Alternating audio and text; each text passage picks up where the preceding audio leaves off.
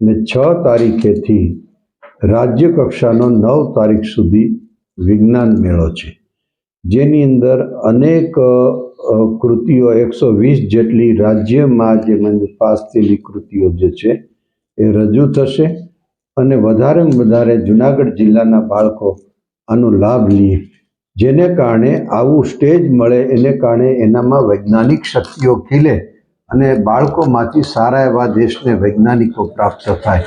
કારણ કે કોઈ પણ સ્ટેજ મળે તો જ જે છે એનું કૌશલ્ય આગળ વધી શકે.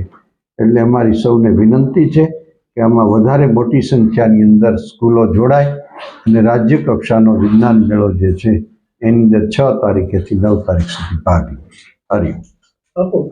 હિરેન ભટ્ટ, પ્રાચાર્ય, જિલ્લા શિક્ષણ તાલીમ ભવન જુનાગઢ. શિક્ષણ વિભાગ ગુજરાત રાજ્ય, GCERT ગાંધીનગર, ડાયટ જુનાગઢ અને બ્રહ્માનંદ વિદ્યાધામ ચાપરડાના સંયુક્ત ઉપક્રમે તારીખ 6, 7, 8, 9 જાન્યુઆરીના રોજ રાજ્ય કક્ષાનું 51મું વિજ્ઞાન, ગણિત અને પર્યાવરણ પ્રદર્શન આવતીકાલથી બપોરે 4 વાગ્યાથી ઉદ્ઘાટન સમારોહ થવાનો છે.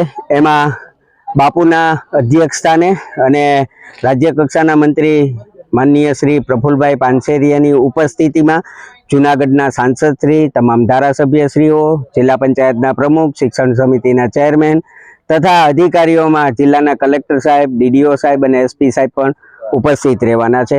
તદુપરાંત GCERTના નિયામક ડૉક્ટર DS પટેલ પણ આ પ્રસંગે ઉપસ્થિત રહેવાના છે. આ 4 દિવસના પ્રદર્શનની અંદર ઉદ્ઘાટન થયા બાદ તારીખ 7ના રોજ સવારે 8:30 થી 12:30 સુધી આ પ્રદર્શન સ્થાનિક વિસાવદર તાલુકાની નજીકની 8 કિલોમીટરની શાળાઓ માટે અને આ ચાપરડામાં જે 1500 બાળકો જે અભ્યાસ કરે છે એના માટે આ પ્રદર્શન ખુલ્લું થવાનું છે.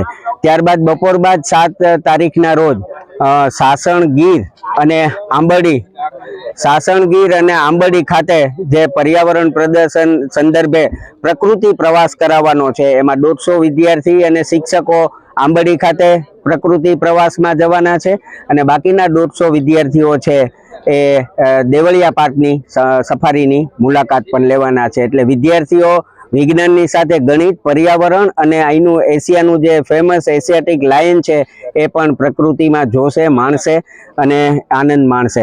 ત્યારબાદ 7 તારીખે રાત્રે અહીંયા સ્થાનિક સંસ્થાઓના સાંસ્કૃતિક કાર્યક્રમ પણ યોજવામાં આવેલ છે. એટલે બહારથી આવેલા વિદ્યાર્થીઓ છે આ સાંસ્કૃતિક કાર્યક્રમ નિહાળશે. ધમાલ નૃત્ય જે અહીંની શાસનની જે સંસ્કૃતિ છે એ પણ નિહાળશે.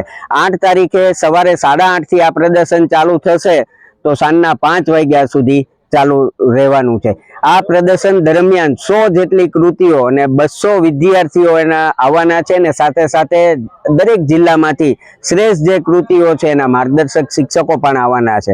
એટલે કુલ 5 વિભાગમાં આ પ્રદર્શન યોજાવાનું છે અને છેલ્લે દિવસે સવારે 9 થી બપોરના 1 વાગ્યા સુધી 9 તારીખે આ પ્રદર્શન ખુલ્લું રહેવાનું છે. આભાર.